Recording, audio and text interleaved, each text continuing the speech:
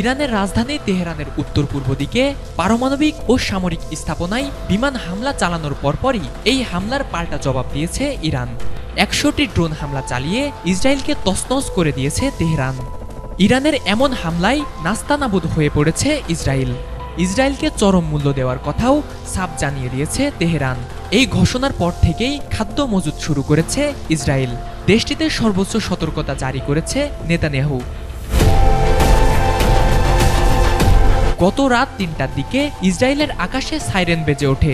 সঙ্গে সঙ্গে নাগরিকদের মোবাইলে আসে সতর্কবার্তা। ঘুম ভাঙে হাজারো মানুষের।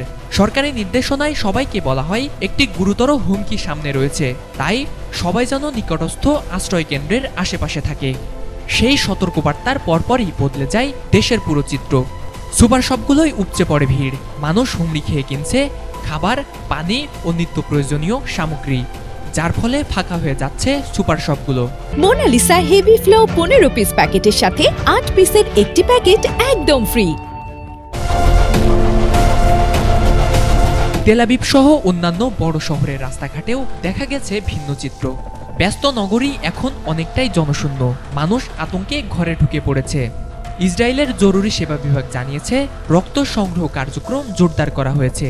পাশাপাশি হাসপাতালগুলোও প্রস্তুতি নিচ্ছে বড় কোনো আঘাতের জন্য। যেসব রোগী তুলনামূলকভাবে সুস্থ তাদের বাড়ি পাঠিয়ে দেওয়া হচ্ছে, যেন শয্যা খালি থাকে। অন্যদিকে ইসরায়েলি সেনাবাহিনীর পক্ষ থেকে জানানো হয়েছে ইরান থেকে প্রায় ১০০ ড্রোন দিয়ে হামলা চালানো হয়েছে।